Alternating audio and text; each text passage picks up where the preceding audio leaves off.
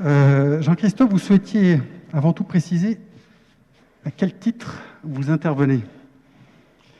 D'abord, bonjour et bravo pour 21 ans de bons et loyaux services. C'est très bien. Non, j'interviens aussi bien au nom du SIGREF, puisque j'anime le groupe qui devait travailler sur les stratégies de migration dans le cloud avec un certain nombre d'entreprises. Mais aussi, je vais peut-être parler de l'expérience particulière Air France-KLM en la matière. Donc, de temps en temps, je passerai de ce que le groupe a pu sortir et qui fera l'objet d'un document qui va être publié au moment de l'Assemblée générale du SIGREF dans quelques semaines, mais aussi l'expérience qu'on est en train de vivre chez nous. Voilà. On a parlé à plusieurs reprises du cloud cet après-midi, et bon, c'est peut-être un peu rentre dedans, mais pour quelles raisons faut-il migrer dans le cloud maintenant? Je crois qu'il y a quelques années, vous y étiez pas. Alors, il y a quelques années, je me souviens très bien, en 2009, c'était pas une très bonne année 2009, parce que c'est l'année où malheureusement Air France-KLM a subi un très grave accident, si vous vous en souvenez. Et on parlait beaucoup du cloud. Alors moi, cloud, nuage, bon bref, ça ne me plaisait pas trop. Et je voyais dans le cloud une nouvelle pirouette des fournisseurs pour nous piquer notre business, pour nous amener là où on ne veut pas aller, enfin, etc., etc. Et donc j'étais un peu réticent. 12 ans plus tard, je fais mon aggiornamento et je pense que c'est maintenant. Et je pense que c'est maintenant, et je le dis d'autant plus que si on a choisi, nous, chez Air France-KLM, d'y aller massivement, je vous dirai peut-être tout à l'heure un petit peu pourquoi, alors qu'on est dans une crise gigantesque dans le groupe, c'est qu'on pense qu'il y a de bonnes raisons d'y aller maintenant. Si même nous, on y va, je pense que tout le monde doit se poser la question. Alors pourquoi? Bon, d'abord parce que je pense que le marché est mature. Il y a des acteurs solides qui ont montré des choses. Il y a des standards. Aucune solution aujourd'hui n'existe nouvelle en dehors du cloud, c'est pas vrai. Le SaaS est partout. D'ailleurs, on ne parlera pas trop du SaaS aujourd'hui parce que c'est pas ça le sujet qu'on a voulu traiter dans le groupe. Ce qu'on a voulu traiter, c'est la migration dans le cloud. Mais pour les nouvelles solutions, elles sont dans le SaaS. Et même des acteurs historiques comme Amadeus, par exemple, qui avait une énorme usine sur ses propres centres de calcul, basculent dans le cloud. Ce que disait Christophe tout à l'heure, même, mais il y a plein d'arguments. Mais par exemple, on veut aussi prendre la main sur le business. C'est pas méchant, c'est juste qu'après, c'est nous qui allons gérer. Si on ne mène pas cette stratégie de migration dans le cloud, le business va le faire à sa façon. C'est-à-dire que ça va être un grand bazar. Il va falloir aller récupérer les petits dans le cloud. Il y a des standards techniques qui commencent à émerger. Il y a des intégrateurs de systèmes qui sont solides. On a une pénurie de compétences de notre côté. Enfin, etc., etc. Économiquement, on pourra y revenir. Je pense qu'en plus, économiquement, on arrive à un stade où ça peut commencer à devenir rentable. Je suis prudent. Enfin, dernier point qui nous est à nous très cher, c'est la question de l'environnement. Je pense que les grands acteurs de cloud, de toute façon, seront toujours meilleurs que nous sur la question de la signature environnementale, notamment sur les data centers.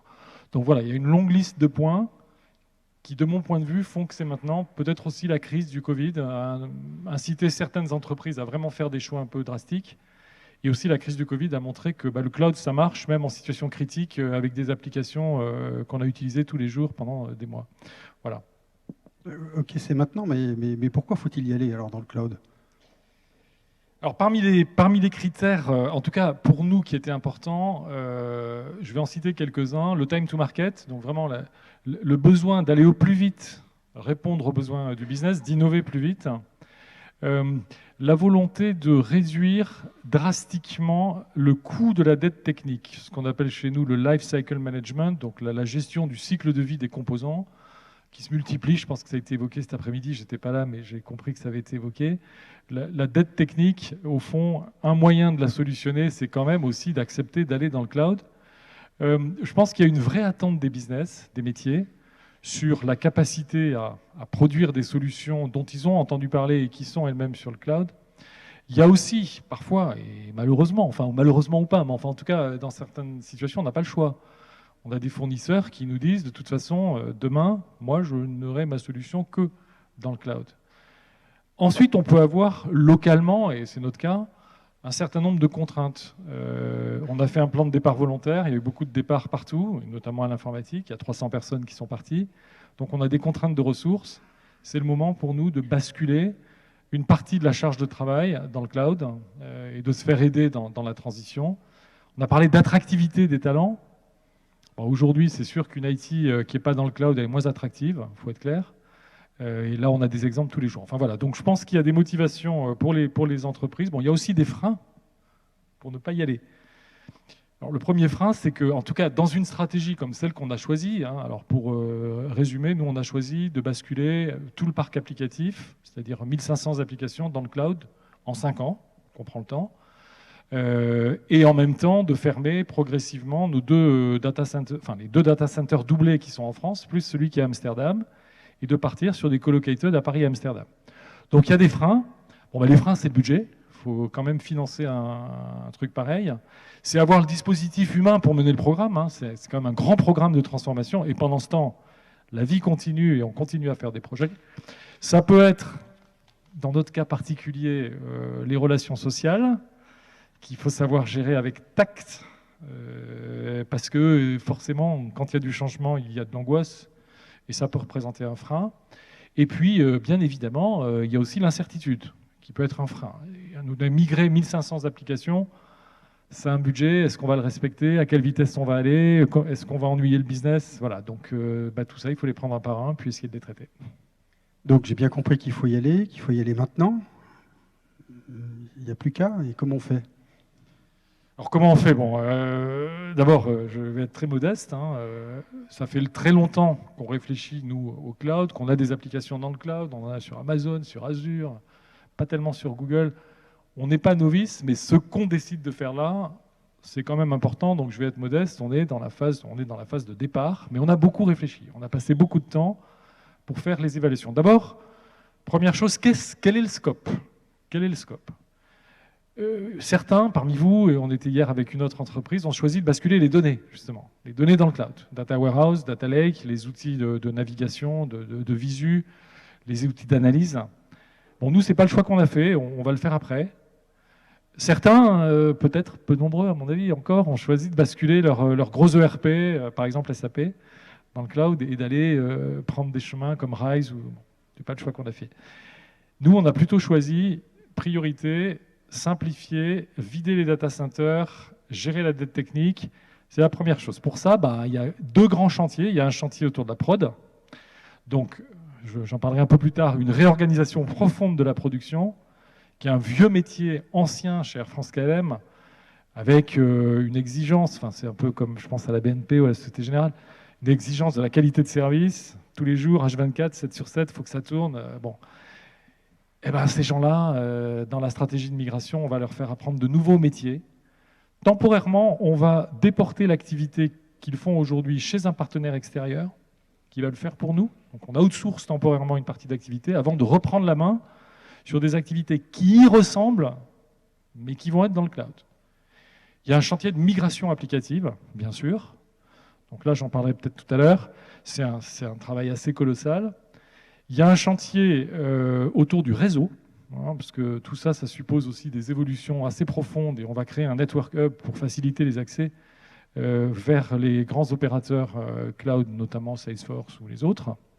Et puis, il y a un chantier qu'il ne faut pas négliger pour nous dans la migration, qui est le chantier qu'on appelle Value Realization Office, c'est-à-dire l'équipe qui va suivre la valeur effectivement réalisée par ces migrations. Parce qu'il y a un business case qui est très important et qui doit être un élément de motivation pour le partenaire extérieur, pour nous, et sur lequel on doit reporter, évidemment, devant les autorités. Donc voilà, c'est comment aller dans le cloud. Il y a des stratégies et puis il y a un certain nombre de chantiers qu'il faut structurer et qui demandent pas mal d'énergie.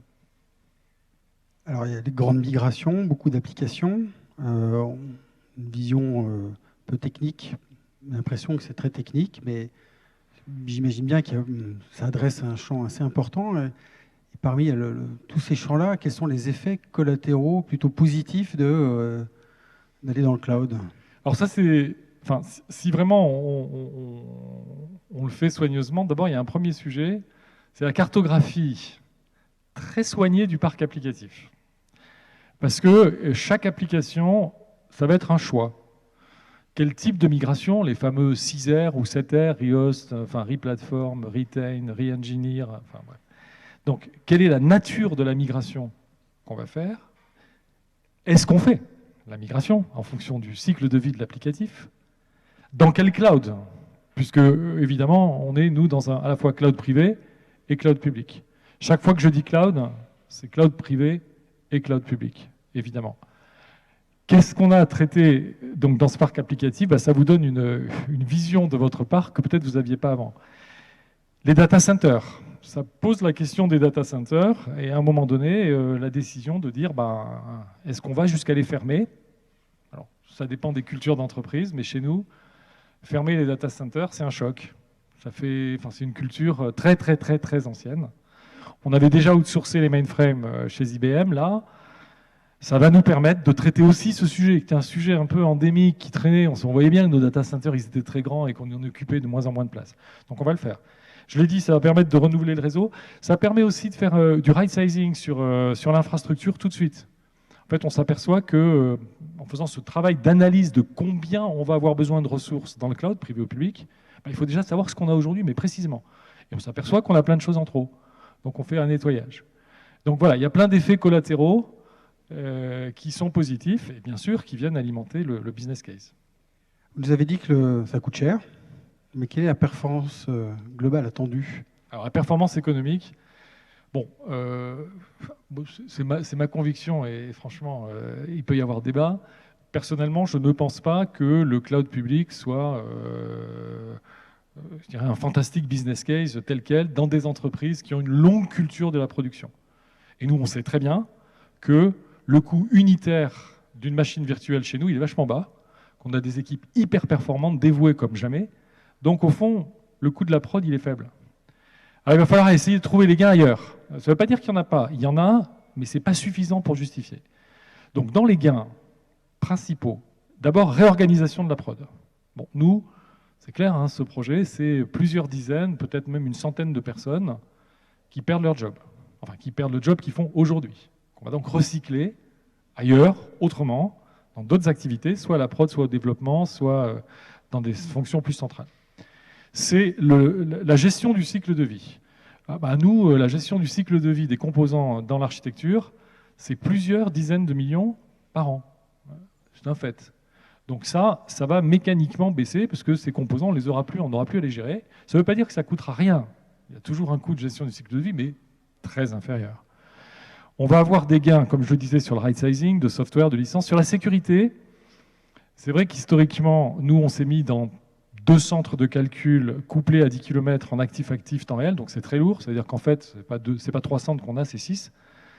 On pense qu'en faisant ce travail de migration dans le cloud, on va optimiser ces solutions de sécurité physique et de continuité de business. On va aussi très vraisemblablement faire des gains sur l'ingénierie sécurité en général. Parce que notre ingénierie sécurité, c'est quand même des couches, des composants qui sont ajoutés les uns sur les autres, crise après crise, pour avoir un truc qui devient quand même assez difficile à maîtriser. Donc, au total, oui, c'est vrai qu'il y a un coût projet élevé, mais par contre, il y a des gains récurrents qui nous paraissent importants, et franchement, après avoir secoué le business case dans tous les sens, il reste très positif, et le partenaire qu'on a choisi, partenaire extérieur qu'on a choisi, va être en particulier rémunéré sur la base du business case aussi. Donc je pense qu'il y croit, parce que sinon il ne l'aurait pas fait. C'est un gros partenaire. Est-ce qu'on peut revenir sur l'aspect people et l'impact sur les équipes, sur l'organisation, mais aussi dans ce projet de migration qui va durer un peu quelques années? Ouais. Alors le projet de migration lui-même, il est structuré.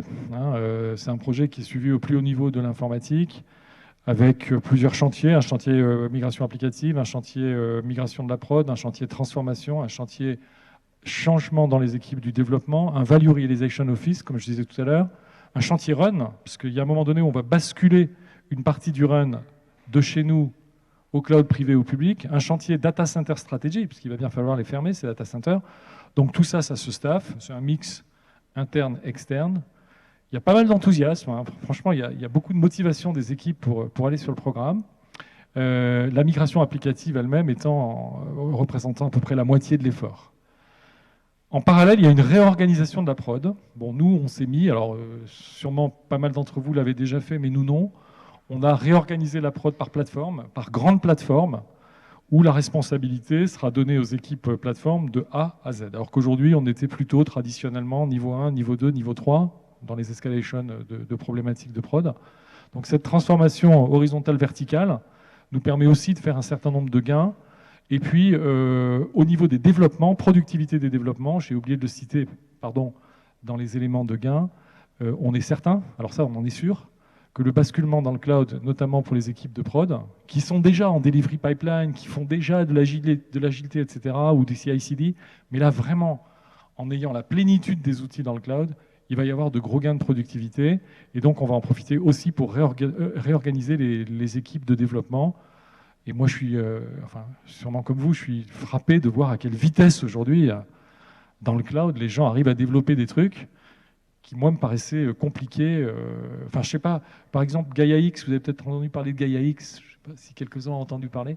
Gaia X, nous, on est sur un data space mobility. C'est le concept de Gaia X, c'est des data, justement.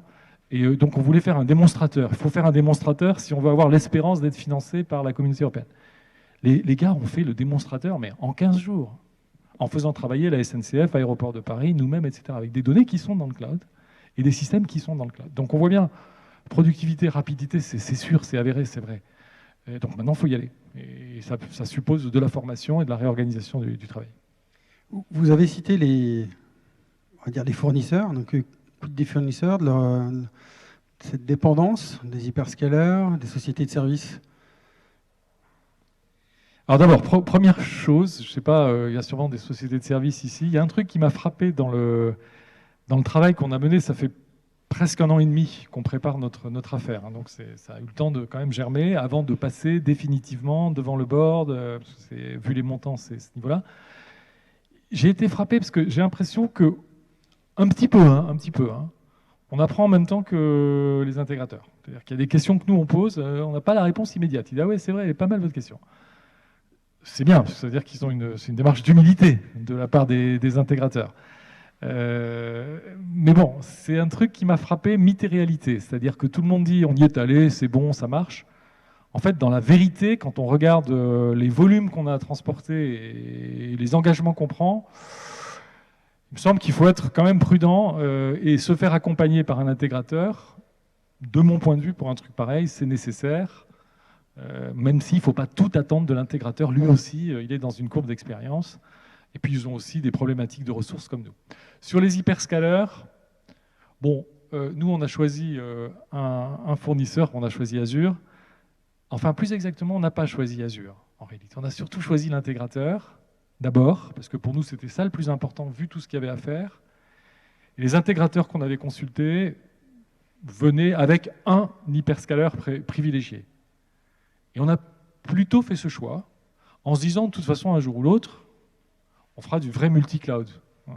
C'est pas parce qu'on a choisi Azure qu'on fera jamais du Google et on fait déjà de l'Amazon, de toute façon, pour d'autres sujets. Par contre, je terminerai peut-être par là sur les hyperscalers, nous, on ne se met pas du tout dans la situation de dire, avec un seul clic, je pourrais basculer de Google à Azure. D'abord parce qu'on n'y croit pas, ou alors ça serait très coûteux. Et on a vu ce que nous ont proposé les intégrateurs. Il y a des couches, effectivement, qui permettent d'avoir un certain niveau d'abstraction par rapport aux hyperscalers. On ne peut pas se payer ça, trop cher. Donc c'est sûr que en choisissant un hyperscaler, par exemple Azure, bon, on est un peu lié pendant un certain temps. Bon, voilà. Nous, en tout cas, on ne pouvait pas se payer un truc qui était complètement agnostique. Dernière question pour finir. Vous avez parlé du board, je pense, DG d'Air France KLM. Comment on aborde avec la direction générale un tel projet de transformation? Est-ce qu'elle est plutôt réfractaire, moteur, méfiante?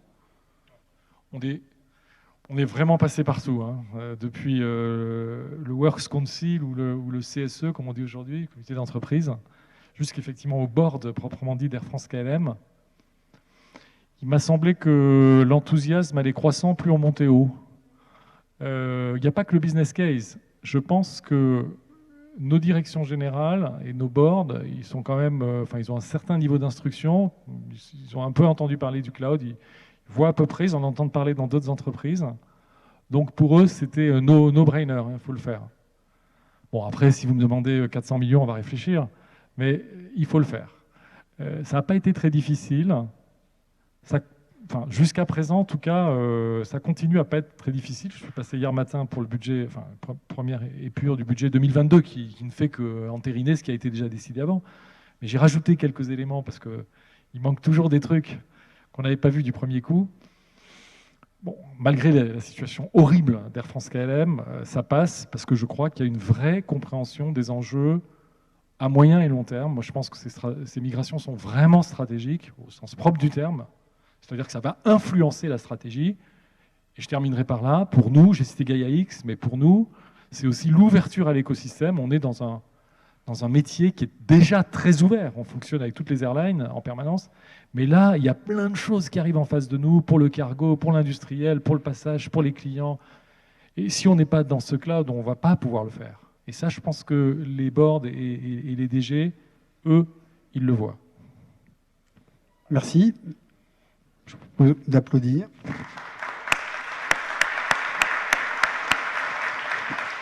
Et je vais passer le micro. S'il y a des questions, je suppose, il y a déjà des questions, je vais vous passer le micro.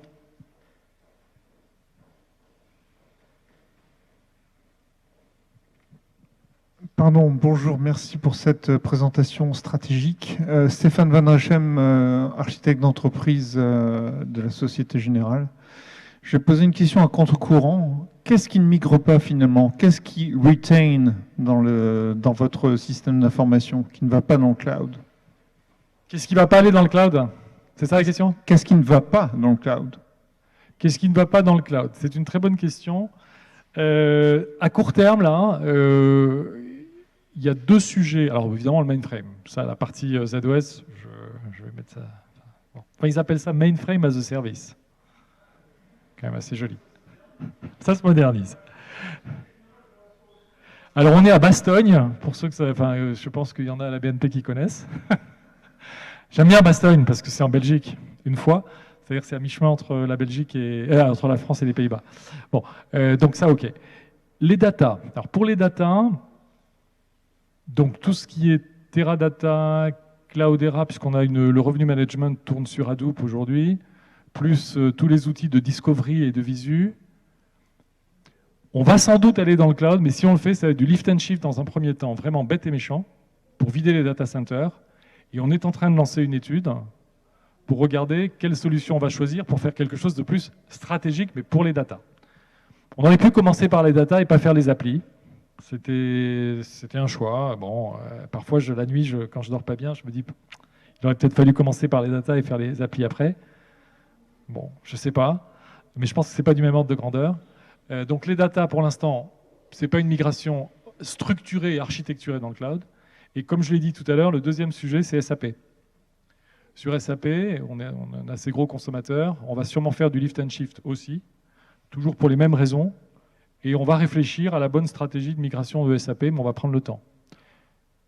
Tout le reste, vraiment, pratiquement tout le reste va partir, sauf les applications qui, dans les 3-4 ans, j'ai dit il y a 5 ans, hein, qui dans les 3, 4 ou 5 ans, de toute façon, seront abandonnées. Là, on ne va pas les migrer. Voilà.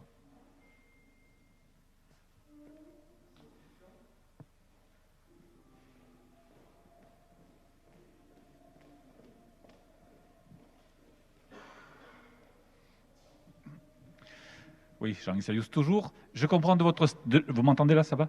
Je comprends de votre stratégie que finalement, donc, pour l'essentiel, vous migrez vers Azure et vous avez mentionné Gaia X par ailleurs. Comment vous positionnez la perspective Gaia X par rapport à la migration que vous envisagez là, visiblement à moyen terme, quoi, en fait? Alors bon, je vais pas faire un cours sur Gaia X, bien que j'y passe pas mal de temps. Enfin, ce que j'ai découvert. Alors d'abord, Gaia X, la solution qu'on retient, en tout cas nous dans notre data space, c'est du data mesh. Et donc, le data mesh tel qu'il est conçu, il est forcément multi-cloud, puisque l'idée de base, c'est de dire les données des participants à un data space restent là où elles sont. Cloud, pas cloud, Teradata, enfin faites ce que vous voulez. Mais par contre, il y a un système fédératif. D'ailleurs, j'ai vu qu'il existe déjà en open source, un système fédératif qui permet de gérer l'accès à ces données avec des API ou des microservices. Donc c'est des data space connectors qui vont permettre de faire ça. Lui, ce système-là, il est dans le cloud. Et indifféremment, Amazon, Google ou Azure. Alors ensuite, si moi j'ai mes données dans Azure, mais que la SNCF les a dans Google, pas de problème. Aujourd'hui, on a des solutions hébergées dans le cloud qui permettent de faire du multi-cloud. Par définition, c'est obligatoire, parce que sinon, on ne peut pas faire Gaia-X. Mais Gaia-X respecte, enfin en tout cas, nous, l'implémentation qu'on en fait, c'est ça respecte la localisation des données là où elles sont. Ce n'est pas une centralisation de données du tout. Il n'y a pas de transport de données, il n'y a pas de stockage de données sur un hub. C'est pas du tout. Donc, à mon avis, c'est même plutôt cloud native. On a une question du distanciel dans le cloud. Comment gérez-vous les questions de responsabilité? Comment garantir la maîtrise de la qualité et la délivrance de la valeur propre de l'entreprise? Deux questions dans le même poste. Donc, comment gérez-vous les questions de responsabilité? Comment garantir la maîtrise de la qualité et la délivrance de la valeur propre de l'entreprise? C'est un peu tôt pour dire, hein, parce que, comme je l'ai dit, moi je suis modeste, on démarre. Hein, mais enfin, on s'est quand même posé pas mal de questions. Je rappelle, moi quand je dis cloud, c'est cloud privé, cloud public. Alors, je m'attendais à ce qu'il y ait la question, comment vous faites le choix entre cloud privé et cloud public? Évidemment. Ça, celle-là, je l'ai eu à peu près à toutes les présentations que j'ai faites. Déjà, le cloud privé nous laisse la possibilité de maîtriser complètement notre infrastructure. Et d'ailleurs, une des questions qu'on se pose, c'est on va le mettre où, ce cloud privé? Est-ce qu'on va le mettre directement sur un collocated data center ou est-ce qu'on va commencer par le mettre sur un de nos data centers qu'on va fermer après? Ce ne serait pas une très bonne idée de faire ça. Par contre, économiquement, c'est peut-être plus simple que de démarrer par du collocated, parce que le collocated, il va être vide, il va falloir le payer à ne rien faire. Bon. En tout cas, on a le cloud privé qui déjà nous donne une maîtrise, une garantie sur ce qu'on fait. Ensuite, deuxième point, c'est pas parce qu'on va dans le cloud qu'on n'est pas responsable. On est totalement responsable. Là où il y a un point où la question est, à mon avis, pertinente, c'est pendant un certain temps, avec le partenaire qu'on a choisi, donc l'intégrateur, c'est vrai qu'on va lui donner les clés du camion, notamment sur les core infrastructure services, c'est-à-dire ce qui correspondait principalement dans notre schéma actuel au niveau 2. Quand il y a un incident, le niveau 1, on va continuer à le garder, mais souvent, derrière un incident de niveau 1, il y a très vite une escalation de niveau 2 pour des couches techniques, justement. Et ces couches techniques de core infrastructure services, elles est basculées sur le partenaire externe. Donc là, effectivement, il y a un transfert de responsabilité. Bah, après, on le gère avec du contrat. Hein. Il y a du service level agreement, il y a des pénalités, voilà. De toute façon, nous, on a l'habitude, hein, on a une partie critique de nos systèmes qui est chez Amadeus. Donc on sait ce que c'est et on se considère pour autant complètement responsable, alors que c'est Amadeus qui fait tourner la réservation, par exemple, ou bien le système de departure control, qui est ce que vous utilisez quand vous éditez votre carte d'accès à bord. Donc voilà, il y a un partage de responsabilités, mais dans le RACI, à la fin, le A, il est chez nous, hein, il n'y a pas de doute. On est accountable. Bon, voilà, donc il y a de la contractualisation, et puis il y a encore toujours ce cloud privé qui nous permet de, au cas où, et par exemple sur la souveraineté des données, qui est un sujet qu'on finira bien par ouvrir si les propositions de Bleu d'un côté et Google de l'autre voient le jour, mais sur la souveraineté des données, le cloud privé est une solution. Par exemple, les pilotes chez nous ne veulent pas que les données soient dans le cloud. Donc on va dans le cloud public. Donc on va les garder dans le cloud privé, à Amsterdam et à Paris. Temporairement. Merci Jean-Christophe.